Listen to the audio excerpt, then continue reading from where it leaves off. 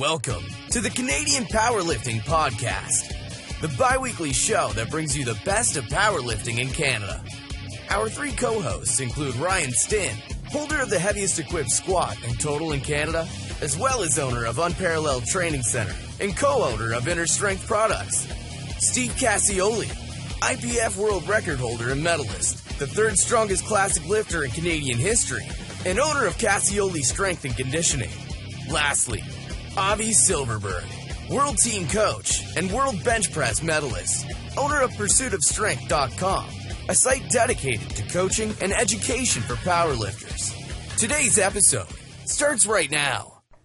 Season 2 of the Canadian Powerlifting Podcast is brought to you by LVD Fitness. LVD Fitness is a powerlifting apparel brand that donates 1 month of clean water to a child in need for every item sold.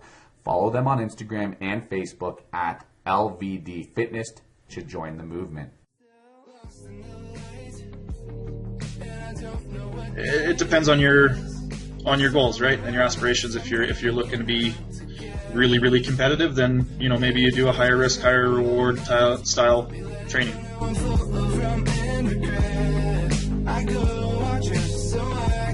I used to think that RPE would be more of an advanced and intermediate style of programming, but I think you're absolutely right, where having athletes understand their level of exertion earlier on in their career teaches them how they're supposed to feel under heavier loads, under lighter loads, what it means.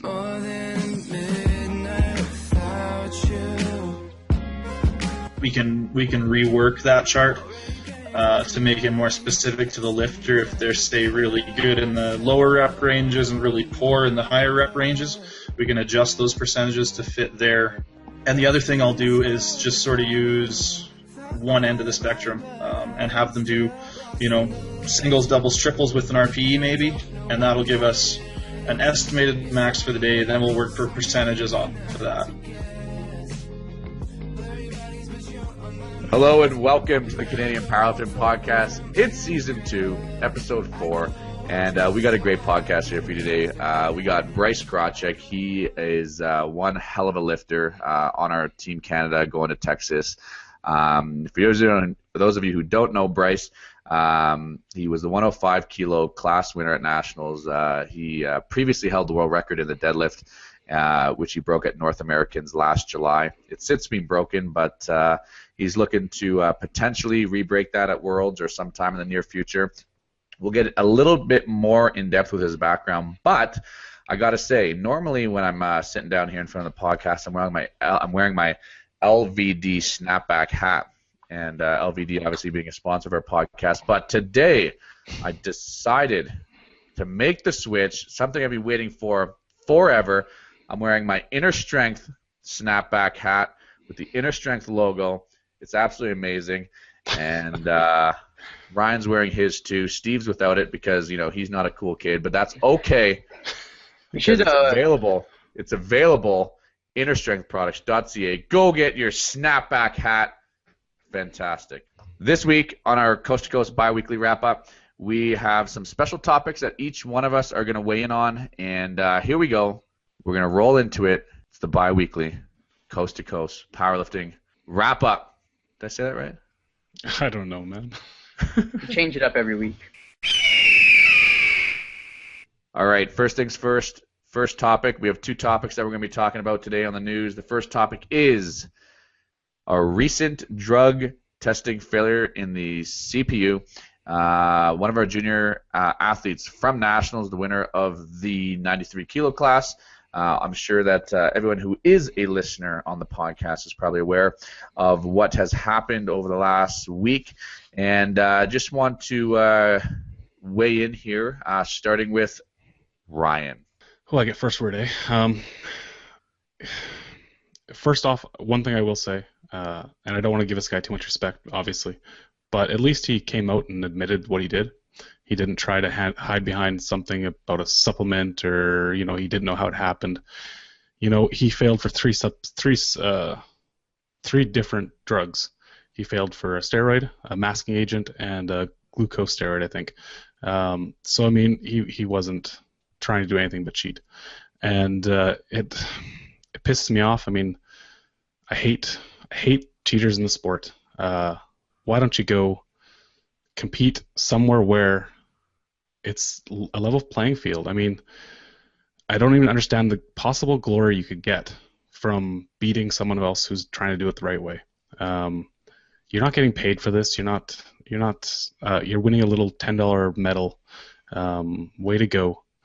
Exactly, just what Ryan's saying there. It's like you stole someone else's spot, right? So, I mean, yeah, like whatever, yeah, you won the class and stuff, but that person that came second, like you stole their spot off the podium, and like you stole their glory to have that spot up there, right? And it's like yeah, now they found out afterwards, but it's just the fact being, it's like they want it to be that experience right there, then and there, right? And that's just, I don't know what else to say about that. It's just don't compete in the IPF if you're going to be doing steroids. Just stay out of it. It's plain and simple. You're going to get caught.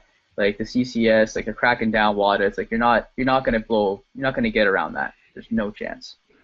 It was particularly poignant in our context, Ryan and I being coaches for the national team heading to Texas, because this athlete did make the national team and was heading to Texas, and there was a little bit of a reshifting of our roster.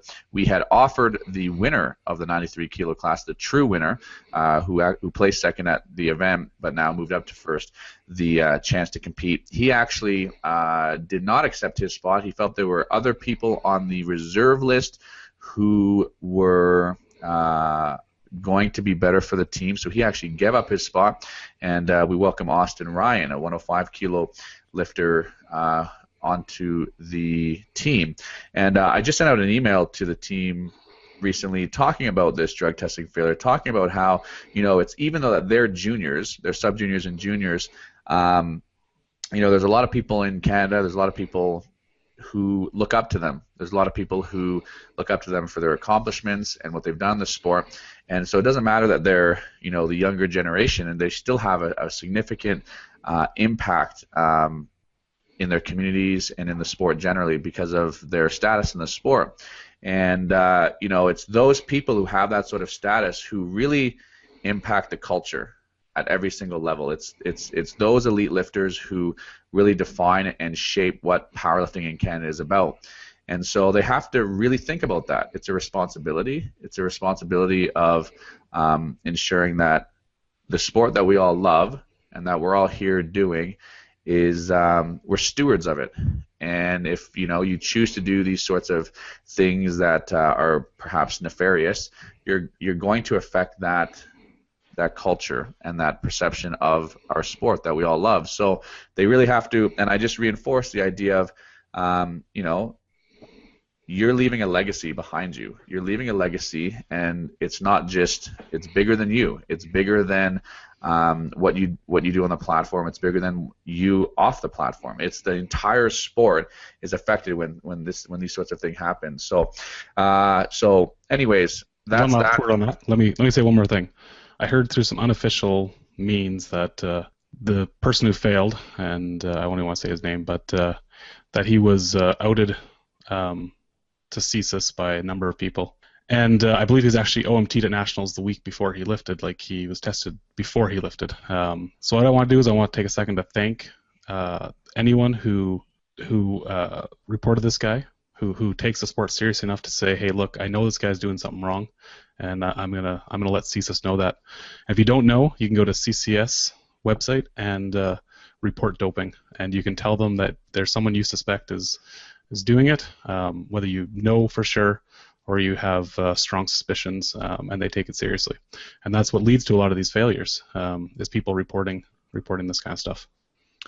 Moving on to the second topic here, it was really, really funny because I was sitting in my chair on Tuesday morning, 7 a.m., and just slowly started to see posts about how supposedly the IPF is now recognized by the International Olympic Committee, and it's just funny how on social media we see how this rapid, sharing circle happen that may or may not be true based on real evidence and real facts. We all want this to happen. We all want IOC recognition, but it wasn't as it was reported. And I think I want to start with Ryan in terms of what this actual so-called IOC recognition means, and take it away. Yeah, I mean, I saw the same thing. First thing I saw was a post by Alexander Kang, basically saying, game over, the IPF's the only game in town now, sort of thing. And anyone who knows Alexander Kang knows he likes to stir stuff up on social media. So I had no idea what he was talking about. I did a little bit of research. Found a post saying that, hey, the IPF is IOC recognized, and I know this is something that the IPF's been working towards. So I was pleasantly surprised, right? Eventually, later that day, it came out that what had really happened was the IPF, who was a member of an organization called AIMS, and I can't remember exactly what that stands for. It's Association of International Members of Sport. Yeah, so it's a association of sports. That group signed a memorandum of understanding with the IOC, which, is great, is absolutely a good step towards, good things for the IPF. But it certainly doesn't mean that we're IOC recognized. We're already a member of the Sport Accord. We're a member of International World Games Association, who are all, under the IOC umbrella already. So it's another organization that we're a member of that is now, in partnership with the IOC. So it's good things. It's not a bad thing, but it doesn't mean what people think it means.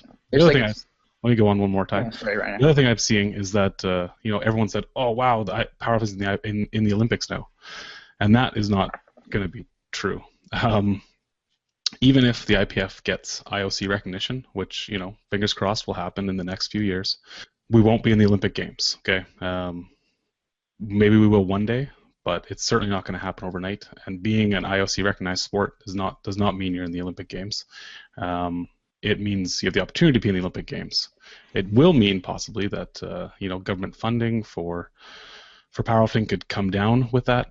Once you're an IOC member, you more easily can become a national sport association or a national sport organization, which would then get us access to funding at the national level and trickle down to the provincial level as well. Lots of provinces are members of their provincial sporting body, but lots aren't. And once you become a provincial sporting body, you can have access to your funding there as well, which will help if the IPF becomes IOC recognized. But it does not mean we will be in the games. Yeah, exactly what you said. I mean, it's like it's an amazing step that the IPF made, right? Like now we're recognized under AIMS, so we're represented. So pretty much AIMS, they represent all the non-Olympic sports, right? So I mean, we're just like pretty much. We're a little branch under that umbrella now. It's great to see, but we're still definitely a ways away to becoming an Olympic sport. AIMS, the Alliance of Independent Recognized Members of Sports. Steve mentioned how we're just part of this group of sports that now is recognized under the umbrella of the IOC. Some of those sports include dragon boat racing and mini golf. Checkers. Sumo wrestling, checkers, bodybuilding, sled dog, and a whole bunch of other sports that I don't even know how to pronounce their names. But I'm happy to be in the same. I'm happy to be in the same category as sumo wrestling now. I gotta say, if I don't make it as a bench presser and bench pressing doesn't make it in the Olympics, I'm gonna throw on my what is it called? It's not a Speedo, a toga. No. I don't know what they call it. It looks like a diaper. I'm gonna throw on my diaper and take up sumo wrestling. And no offense to any sumo wrestlers out there. I just don't know what it's called. One thing I will say though is I don't want to downplay this because the IPF's putting it up as being a good thing, but I don't know how this helps us specifically get closer to being IOC recognized, since we already are a member of the International World Games Association as well as Sport Accord, which are already IOC partners. We're already kind of this looks like a parallel move to me. But maybe it means bigger things than I understand. And those are our topics here for the biweekly powerlifting wrap-up. On to the next segment. So we forgot to announce our winner last week on for the Iron Body Mind stuff that Steph Putacombe was giving away, so I want to take a chance to announce that the winner of that was Emily Hassel. We've already gotten Emily in contact with Steph, and I think she's probably already got her stuff. So thanks again to Steph for providing some free swag, some free Iron Body Mind swag for Emily. Now, this week on the podcast, we have Bryce Krawczyk. Bryce is going to be talking about a fairly big topic in powerlifting, which is RPE style training. RPE standing for rate of perceived exertion. So what Bryce has actually done is he's studied under Mike Teixeira, who's kind of the originator of this philosophy in the context of powerlifting. And Bryce has kind of taken some of the things that he's learned, and he's kind of hybridized the method a little bit to suit his own needs and to suit his athletes' needs, which is what a good coach should do. But there are a lot of advanced topics that we cover in this podcast, and so we just kind of want to review just briefly what some of these topics are. So rate of perceived exertion being what, Ryan? Well, it's exactly what it sounds like. It's your rate of perceived exertion on any movement. So out of a scale of 1 to 10, and obviously anything below, I think about a 6 is considered non-rateable.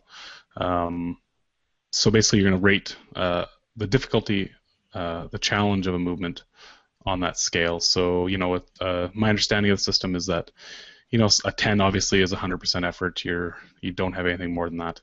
A 9 would be something where you maybe have 1 rep left in the tank, but it's pretty much a max. And then going down from there, again, 8's going to be maybe 2 reps left in the tank. So it's a way of just basically, instead of working off percentages, you're going to work off of a rate of perceived exertion and say that I'm going to work up to a 9 RPE on squats today for triples. And that might, and in the episode we do talk about the chart, the chart that Mike Teixeira has put out that kind of links that. A 9 RPE for a triple is going to be whatever it is, 86 or 87%. So he does have some percentages that he kind of publishes, so it kind of gives you a guideline to follow, basically, to kind of have a target in mind. But yeah, it's it's a big topic, and but it is around. And if you are kind of struggling with some of the concepts that we talk about, there's a ton of resources out there. Definitely check out the Mike Teixeira's website, RTS. There's lots of good information on the blog there, lots of published articles, and certainly Bryce is more than happy to talk with anybody about these topics. He told us that he's happy to talk to anybody, and he provides his contact information at the end of the episode. You mentioned RTS, and just so anyone doesn't know that, that's Reactive Training Systems. That's Mike Teixeira's coaching company. And like you said, they have a really good blog that covers a lot of stuff. They have a good YouTube channel where he goes into a lot of topics on coaching and some of his systems. So Reactive Training Systems is where you're going to find out more information from the man who kind of developed the system. And without further ado, here's our conversation with Bryce Krawczyk. This week on the Canadian Powerlifting Podcast, we're sitting down with Bryce Krawczyk. So good to have Bryce in the chair here this week. Bryce from Calgary. So it's funny, Bryce. We actually work and train in the same city, and we barely cross paths. And when we're actually doing this podcast, we're sitting in 2 different places in the city. So it's good to have you. But let's just jump right in here and talk about nationals. A lot of very competitive classes. Yours being one of them in the 105 Open class. How was nationals for you? Did you have a good meet, bad meet? I know that you had some attempts that you missed, and maybe I think you were dealing with some injuries leading up to the event. So maybe do you want to just talk about how that experience was? Sure. Yeah. So I mean, nationals was a different experience for me. Like, I think I saw Ryan made a really good post about this the other day, but it was the first meet I've competed at. I didn't PR my total. So I mean, that was a different experience for me, right? But I had a really great squat. Didn't do so hot on the bench, and I pulled what I needed to win my ticket to Worlds. So all in all, it was a really good meet. I think it was a little frustrating at the time, just because, like, again, it was the first meet that I didn't PR my total, and set back even a little bit. But it was a great learning experience. Like the bench commands were tough, and like as an athlete, you need to be prepared for that. So that was a good reality check for my own training. And it was awesome to see like the 93 kilo class was going at the same time, and that was incredibly stacked and crazy to watch. I had some really great competition in the 105s, and yeah, it was a great time. Well put together meet, and it was good overall. Yeah, it's interesting to hear you talk about this is the first time that you have not PR'd your total, because I think each one of us, as we go in our powerlifting career, it might take you like 2 or 3 years, or sometimes even longer, but you will get to a point where sometimes you can't put together your best package on competition day, or it's just that much more challenging to put together your best package because you are lifting and competing closer to that your potential, right? And so can you talk a little bit more about that in terms of one, how that felt for you, and how you're kind of dealing with that now as you prep up to Worlds, and then maybe some advice for some of those athletes and those, or maybe some of your athletes, because I know you're a coach, how you would actually go ahead and continue to plan their training. I think the biggest thing, like, moving on from that for me with my training and like even psychologically, was just to kind of let it go and to, like, you know, take the good out of it. I had a really great squat. I squatted 315, so I was super stoked on that, and, you know, took that as a win. And I won my class, which I was ecstatic about. So I mean, it's a good thing, I think, to run into that situation, because it's just another adversity that, you know, you're gonna run into. So you have to be prepared to cut the kilos when it's not there, and try to make sure that that everything's where it needs to be leading into the meet. And if it's not, you got to be able to move on from a missed attempt and you know, just try to keep trucking, kind of thing. Yeah, I mean, at the end of the day, like, you won your class, you got that ticket, so. And this is your first World Championships here, Bryce. Is that right? Yes, yeah. This is my first Worlds. I did North Americans in July last year, and that went super well for me. But this is my first Worlds. It's kind of surreal to think about, actually. I've watched Worlds for the last couple of years just on the live stream, and to be competing there is a bit of a, I'm not even sure what to think about it yet. So on Instagram lately, we've been seeing this weird stance you've been doing. I don't know, it's some sort of, I don't know, like sumo or something like that? Sumo style? Yeah, so I had some hip issues, and ended up just pulling a set randomly leading into nationals, pulling it sumo, and it just felt easy and natural, and, you know, I'm hoping that I can move more weight that way and kind of work around a little bit of an injury. So it's been going really well, and it's rivaling my conventional numbers already. So it's really interesting because you know, I find a lot of my athletes actually get hip issues from pulling a lot in sumo stance, and you're actually finding, and we're actually having to modify some of the programming, you know, pulling from blocks or moving the stance in, or actually doing a few more conventional pulls in order to work around those hip issues. But you're actually finding the opposite. You're finding that in your conventional stance is what's causing you the majority of your hip pain, and actually moving your stance out is what's allowing you to kind of continue to train. Like, a lot of what I was dealing with was SI issues, and the way that I pulled conventional was pretty tough on my SI. Right in the sumo lets me work around that a bit. Did you find you had any issues in the squat with the SI issues? Because I know that's where my SI actually fires up really bad. Yeah, it was the squat, I think, that was causing the SI issue. I felt it mostly in the deadlift because the deadlift hurt it. Yeah, it was. My feet were offset in my squat, and I was starting to really favor one side. So there was some weird stuff going on there for sure. And injury status now, how are things looking moving into Worlds? I know that you pulled a world record deadlift at North Americans last July, and it has since been broken. But are you looking at doing any? Are you looking at re-breaking the world record? Are you looking at what are sort of your, one, how's your injuries going, and two, what are you looking to do at Worlds? Injuries are going well. I've been staying on top of a lot of the rehab stuff that sort of got me back to being able to move under load properly. So a lot of single leg stuff and a lot of one-sided core work and side planks and dead bugs and all that kind of stuff. So staying on top of that keeps my hips happy. And for the most part, you know, it's there, but it doesn't hold me back at all. So in terms of goals for Worlds, or like trying to take back my record, I think it's set really high right now. Eli Burks pulled 799. Which beat my record by, I think, about 22, 25 kilos. So it might be a while, but yeah, I'm definitely gunning for it at some point. And you talked about some of the accessory movements that you find are, you know, beneficial for your training. You talked about how they're helping you kind of stay on top of your injuries and continue to train and move forward into Worlds. I'm really interested in this topic of accessory movements because every time I talk to coaches or athletes, it seems like there's a really wide spectrum of philosophies on this. Athletes and coaches like Tom Keene, Adam Ramsey, who are just all about specificity. They do very, very, very movements that very, very little movements that have no bearing on a powerlifting sort of range of motion, and then all the way to the other end of the spectrum where you have, it sounds like you're kind of more on that side of the spectrum where you're doing a lot of accessory movements, single leg movements, even some rotational stuff that you normally wouldn't see in powerlifting. But if you walk in any sort of athletic environment, any sort of strength and conditioning environment, those are just what athletes in other sports are doing to try to stay on top of their imbalances and things like that. So can you talk a bit about that? Can you talk a bit about your philosophy on accessory movements? What sorts of things you implement, and the reasons why you choose to implement them? So yeah, I mean, I think the accessory movements and things that are less specific have their place.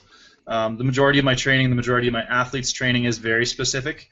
But I like to include, little activation drills and, some stuff in the cool down and maybe towards the end of the workout, specifically for the purpose of injury prevention. We get to a point, and I know Ryan had some SI issues. I mean, I guess that was due to some imbalances maybe from side to side.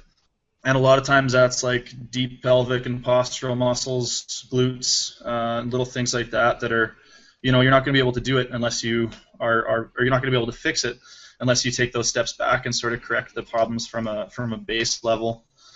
So I use a lot of dead bugs and a lot of split squats, like glute bridges and different activation drills. Yeah, just a lot of different kinds of planks.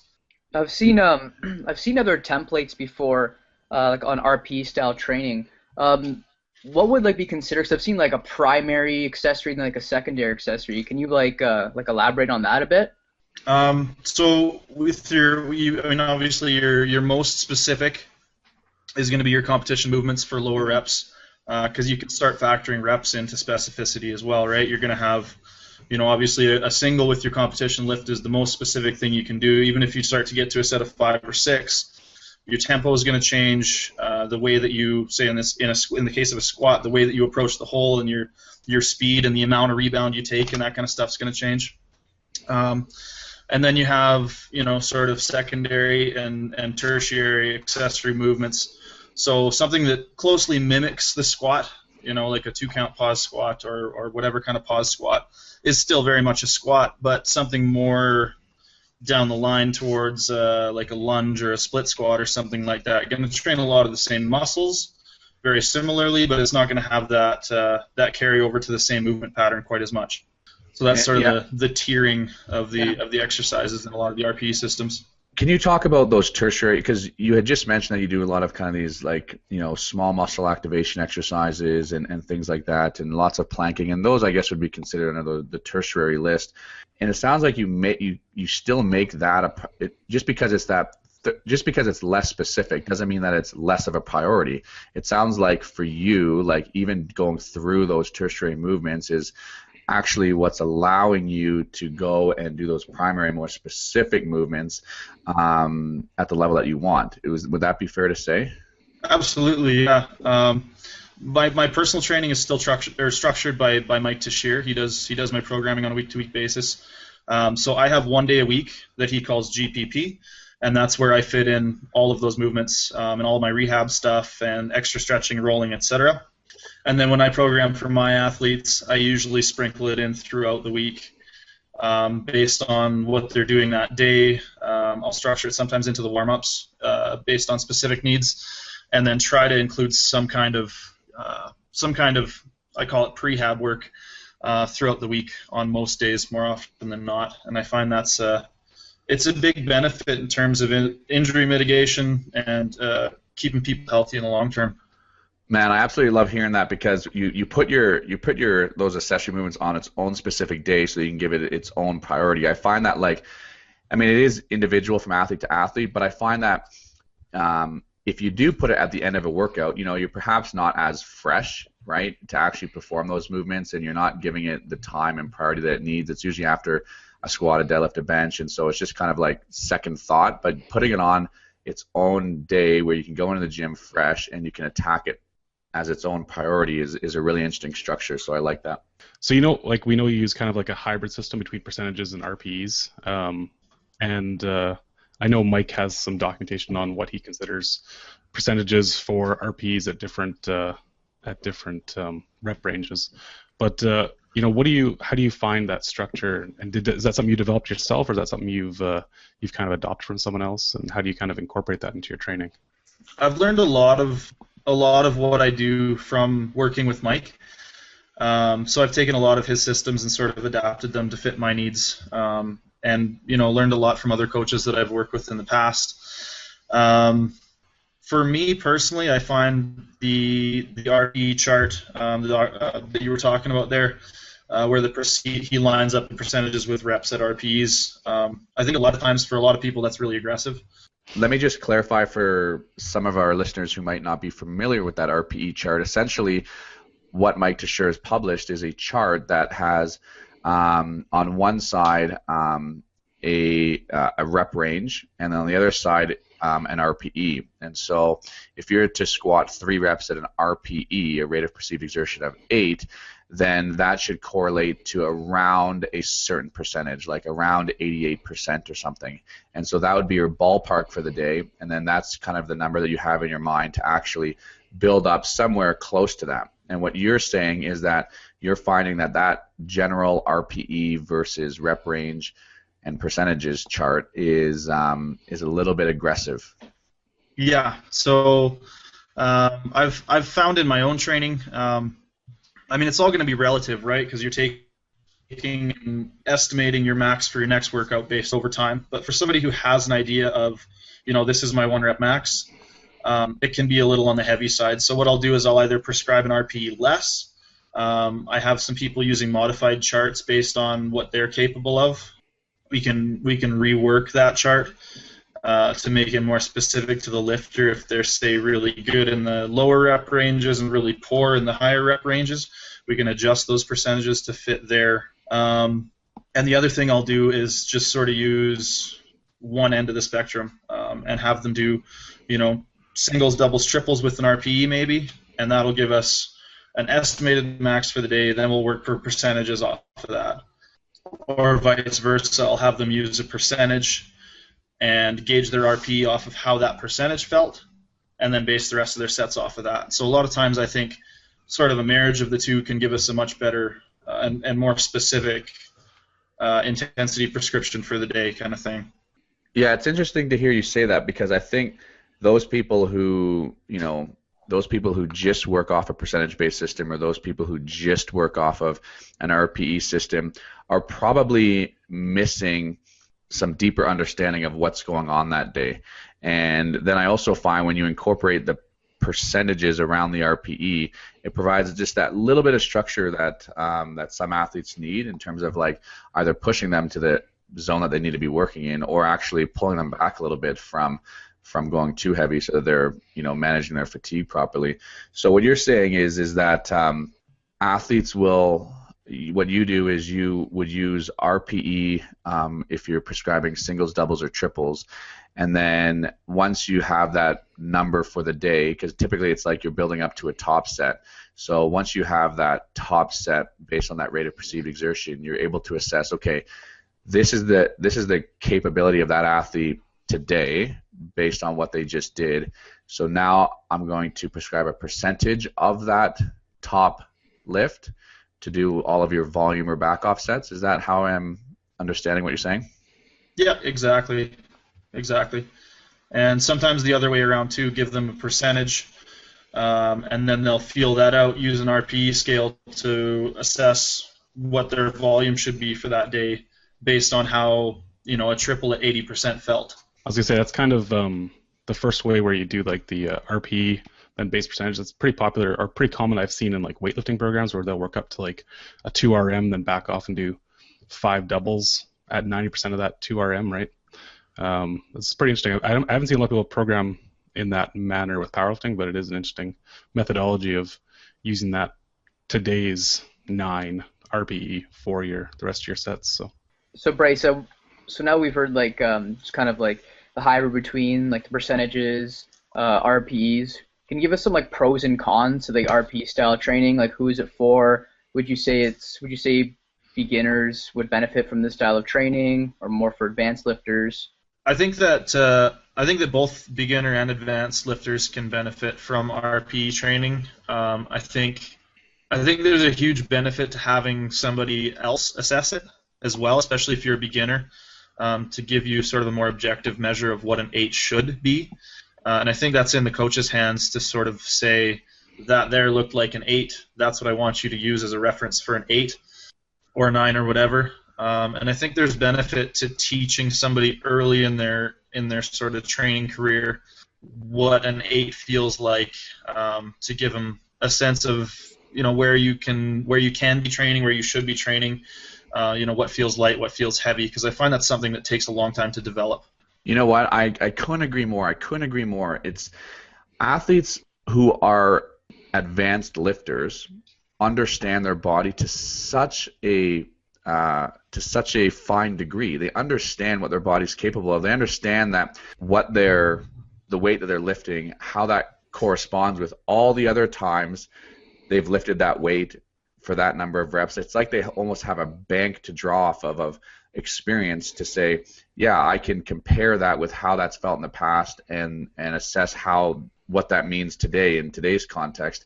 You have to teach that. If you just give a beginner athlete an RPE 8 or an RPE 9, they're going to have no idea what that sort of level of exertion actually feels like when you're applying force to the bar. They just don't know what the bar speed's supposed to be like. They don't know how their body's supposed to feel. So I think you're absolutely right with saying, and this is actually a philosophy change that I've made recently, in that I used to think that RPE would be more of an advanced and intermediate style of programming, but I think you're absolutely right where having athletes understand their level of exertion earlier on in their career teaches them how they're supposed to feel under heavier loads, under lighter loads, what it means. And I know that Ryan, in his coaching context, he coaches a few CrossFitting powerlifting classes. And Ryan, you were saying how you are prescribing RPEs for those athletes, and they have no idea. They have no idea what they're supposed to feel like, and they're missing reps or they're going way under. And you, as the coach, have to actually teach that. That's a teachable skill. Yeah, exactly. It's we do it because unfortunately our class is just like a weekly class and anyone can come. So instead of having them work at a percentage that we know they know their maxes, we have to work at like an RPE level. So we find it easier to say, work at an 8, and that means you're going to have at least 1 rep left in the tank, and then it's our job to kind of walk around and say, okay, that's a little light or that's a little heavy. So I found it really applicable for people like that who don't have, especially they don't have a tested max. And I think like in my own coaching of people who are really new to the sport, who are just powerlifters, a new lifter, when I work percentages on new lifters, they can do way higher reps at a higher percentage, right? Their 1RM is so much closer to their 3RM, it's hard to work percentages with those kind of lifters. So yeah, there's just so much more that can tactical wise, like so much can go wrong with like a beginner lifter as they get to approaching heavier weights, right? There's so much more form breakdown, and it's just like they're not simply used to that heavier weight on their back, and they're just like, oh, that felt like super hard, and they don't. Yeah, exactly. They can't gauge that, how it felt. And the other thing is the other reason why, I mentioned how I used to think that this used to be a system for more intermediate and advanced lifters, but now I'm kind of shifting that, is beginner lifter is going to be adapting at such a faster rate than somebody who's advanced. And so like if the program has to evolve as the athlete's evolving, and a percentage-based program, if you get somebody on a percentage-based program for 4 or 6 weeks, their rep maximums, especially in the first year of powerlifting training, are going to be increasing at a quicker rate than the program's adapting. And so I find that the RPE style, not all of the time, but just some protocols to have that as an assessment, have that as a gauge for the coach to say, yeah, maybe we need to be moving our percentages slightly up because you're getting stronger, which is good, which is what we want. Bryce, I want to turn this back to you and just ask you, because we talked about beginner lifters, but now looking at more advanced lifters, I just see on Instagram and on Facebook and people posting videos of RPEs, and there's a lot of big names out there posting, big singles, doubles, triples that look to me, because one of the ways that I assess how a lift looks is bar speed, right? And so I'm looking at these big singles, doubles, and triples. They look like RPE like 11s to me. Okay, like they look like absolute grinders. The bar speed looks slow, and so on and so forth.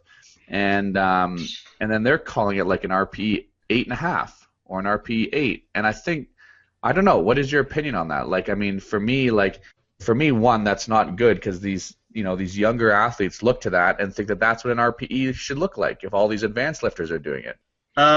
Interestingly enough, today was my first session. We just got a Tendo unit at the gym. So today was my first session measuring bar speed. I think that'll be a really cool tool to take forward. I don't know a whole lot about it yet, but I'm looking forward to working with that more. The biggest thing I think is that it's easy to get caught up when you get to do those singles, doubles, and triples at whatever given RP. It's easy to get caught up in making progress and just wanting to continue to PR and just PR over and over and over and over again, and you're like, yep, no, that was still an 8, yep, that was still an 8, yep, that was still an 8. And then I think you get to a point where it's like, man, we've gone too far. So yeah, based on that there, so would you always go in and do you have like a minimum, maximum number you have in mind kind of thing beforehand, or is it all just based on, obviously, what you perceive that number? So generally what I'll do is I'll have a number in mind, and I think one of the biggest keys to RP training and having it work is doing ramp-up sets. So generally, if you're trying to hit a single at an 8, you're going to do a single at a 6, then a single at a 7, then a single at an 8. And you can take roughly 5% jumps to get there. So you'll know if you're at 95% of your goal and it feels 1 RPE less, you're probably on point for the day. If it's too heavy, maybe you need to take things down, too light, etc. So I think that's a real key to making your RPE work for you, is doing work in the given rep range a little bit less and sort of working your way up, making sure that you're on target for the day. But yeah, I mean, I try pretty much every time I come in, if I can hit a 2.5 kilo PR over what I did last time. And the last time I did a double at an 8 on my squat might have been 6 weeks ago. But yeah, if I can hit a 2.5 kilo PR, sweet. If it's not there, you just have to accept that it's not there and move on.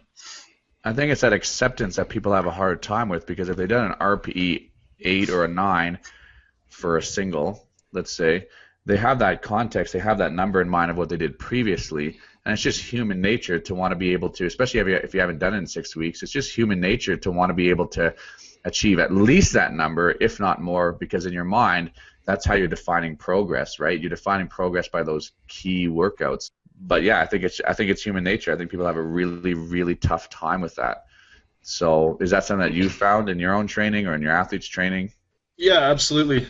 It's hard to sort of kick that sort of primal instinct or primal urge to want to see that progress and have it materialized every training session.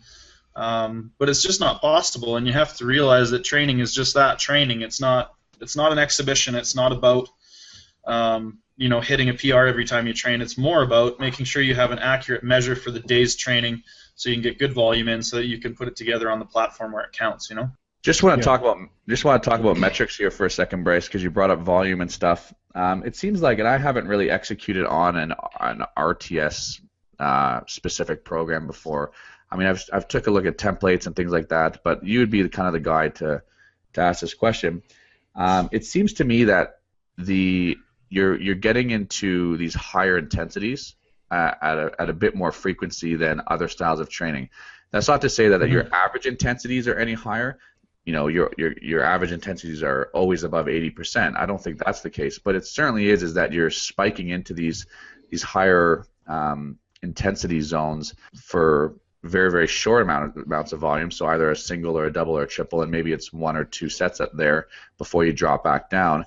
Would you say that your peak intensities, so those higher intensities, you're getting in there more frequently than some other methods of programming? Like, would it be accurate to say that you're at least going at least once a workout, above 85% for a single or a double or a triple? or even a 5, and then dropping back down doing volume? Yeah, I'd say that's accurate. I think that's probably one of the biggest benefits and drawbacks of RPE style training, at least the way that that most people do it. I think there's a ton of benefit to having that heavy weight on your back and to feeling a heavy single in your competition movement. It's a skills component as much as anything else, which I think is so vital, because you see people smashing 5 rep PRs. They go to do a single and they just don't understand that their tempo needs to be a little different. That things are going to be a little grindier or whatever it is. So I think there's definitely a lot of benefit to peaking into that higher end of the intensity spectrum.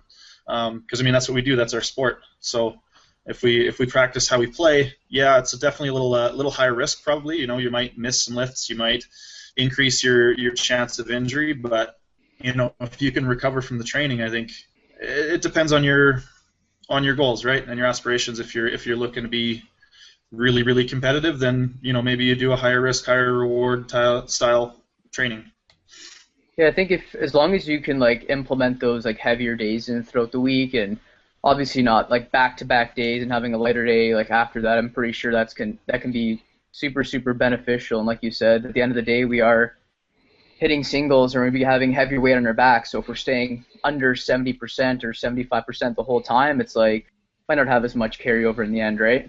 And that was part of my own system, right? When I first started developing Stint System, was that I found the same way. I did all these progressive overload programs where you're living in the 8 rep range and then 5 reps and 3 reps, and so it's only the last few weeks where you're actually handling that high percentage, and it's hard to adapt to that.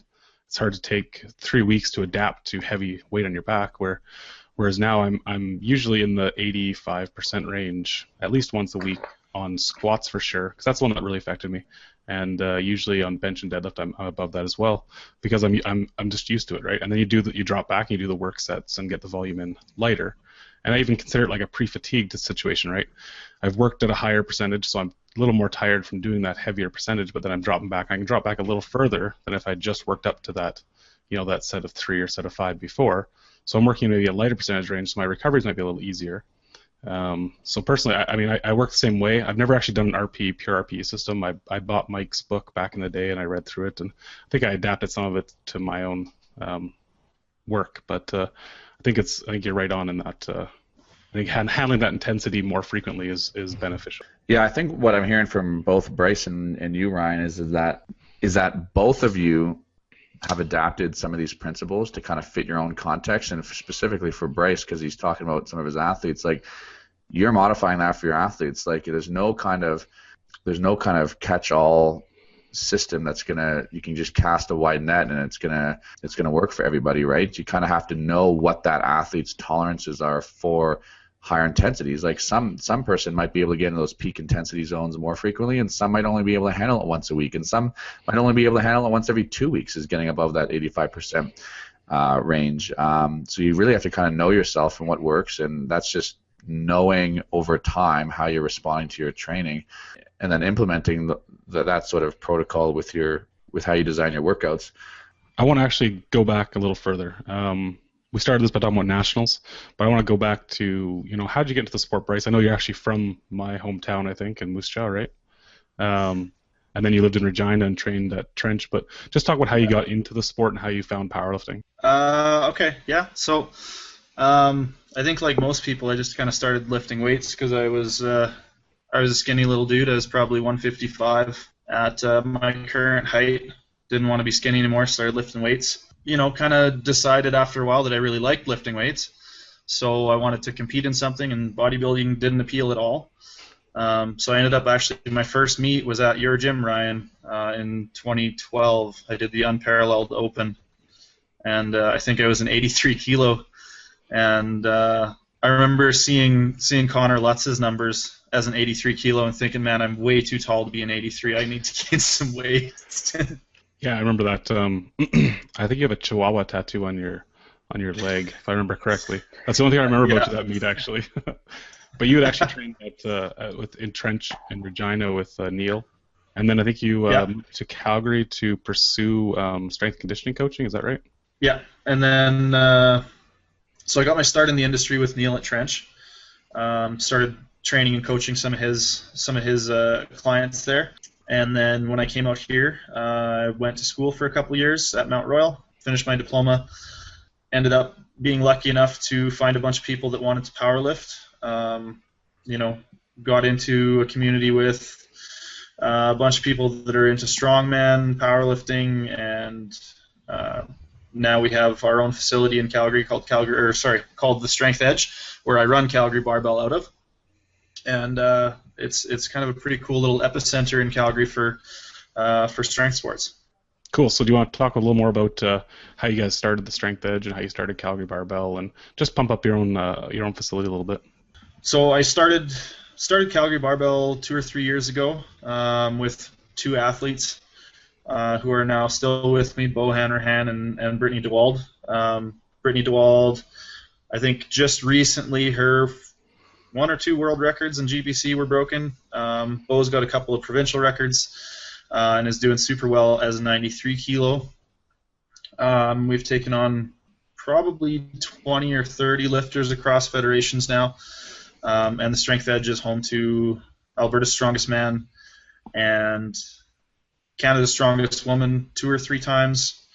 So we got a great community, ton of great athletes, and I just hired our first trainer to start doing some group training and some sort of introductory powerlifting for people who might not otherwise be into strength training. So just trying to bring it to the masses at this point. Yeah, there's lots of people who contact me and looking for coaching and stuff like that. But one of the things that and my coaching is just remote, but there's people in Calgary who really benefit from Bryce's services because he can actually coach them in person. In fact, I just referred somebody to Bryce and to get connected and doing some one-on-one sessions. So definitely a great resource if you're in Calgary. Being at the facility, Bryce has lended out some of his equipment for our Alberta meets, and it's a really cool facility. All the bells and whistles, really hardcore kind of environment, like just in the sense that like people are serious, they want to get better. A good group of people, men, women, young, old. So yeah, definitely highly recommend checking out Calgary Barbell if you are in the area. Bryce, I don't know if you know this, but on the podcast we have a little bit of a speed round that we do with some of our guests. So we're gonna roll right into the speed round here, and we got 5 questions here. Question 1: Who is your favorite powerlifter? Favorite powerlifter is probably Blaine Sumner right now. Makes me want to lift equipped. Nice. I know that Ryan is just giving you the thumbs up there. Fantastic lifter and a great guy. Question 2: Which is better, sumo or conventional? I'm going to have to say in context right now, sumo is better. There you go. And I know Dan Gale's going to have a problem with that answer. Question 3: Who is a powerlifter to watch out for in the future? I'm going to say 105 Junior Jackson Spencer. Been making a ton of progress, is coming up in my weight class, and scares me. So watch out for him. Yeah, he's on the world team this year. He's actually I was just looking at the nominations list because I'm coaching the junior team down in Texas, and he's actually going in seeded 2nd, I believe. And it's a really competitive class. So looking forward to that. Question number 4: What was the best meet you've ever competed at?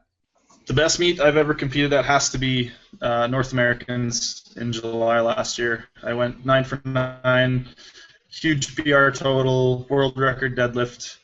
I think that day I set different records across Commonwealth, provincial, national, North American, broke some equipped deadlift records. That was a huge highlight for me. Yeah, that was a great meet. I was watching on a live stream and totally cool to see that. Question number 5: What is your favorite post-meet food? Post-meet food. Pizza and beer. I like that answer. And bonus question: Do you think Avi Silverberg could squat more than you? Is that a trick question? Dead serious question. Someday maybe. I don't know. It remains to be seen. Good answer. Bryce, we want to thank you for coming on the podcast. Obviously, a wealth of knowledge, and I mean, there's obviously tons of stuff that we can talk about in terms of RPE style training. And if somebody wants to get a hold of you and have any questions, where can they find you? You can find me at calgarybarbell.com, Calgary Barbell on Instagram, on Facebook, and Bryce at calgarybarbell.com if you want to email me. Beauty. And you're actually going to do a little bit of a giveaway here for our guests this week. If they head to our website, www.canadianpowerliftingpodcast.com, you can enter your name in our contest section. What are you actually giving away this week? So we're getting some snapback hats made real soon, and we're going to give some of those away. Beauty. Calgary Barbell snapback hats. And head to our website. You can enter in there to get your hands on one in our contest. And Bryce, we want to thank you for coming on. We wish you best of luck at Worlds. All of us here on the podcast will be down there at Worlds, so we'll definitely be rooting for you and some big things to come. Thank you very much. Thanks for having me. Long-time listener, first-time caller, so I was stoked to be here, man. Good to hear, man. All right, take care. Thanks, Bryce. All right. Thanks, Bryce. See you again. I'd like to thank Bryce for coming on the podcast. It was amazing topics talked about. And if you don't forget to go to the website at www.canadianpowerliftingpodcast.com. Enter in the contest. Bryce is going to be giving away some Calgary Barbell snapbacks that he's getting made. So don't forget to enter in that contest. And be the first. Next one. Be the first to get the Calgary Barbell snapback hats. Anyways, there you have it, episode 4 of the Canadian Powerlifting Podcast. I think we're just going to end the episode exactly like this. This episode was brought to you by LVD Fitness, where LVD stands for Lift, Visualize, and Dominate. Visit lvdfitness.com to pick up your CPU-approved swag and follow them at LVD Fitness to find out which events they're coming to near you and to catch a sneak peek of their spring collection. You've been listening to the Canadian Powerlifting Podcast, the podcast that brings you the best of powerlifting in Canada, hosted by Stephen Cassioli, Ryan Stinn, and myself, Avi Silverberg. Please follow us on Instagram and check out our website for some great free powerlifting content at www.canadianpowerliftingpodcast.com. If you like what you heard today, please rate our podcast on iTunes and don't forget to listen to every other Thursday for a brand new episode.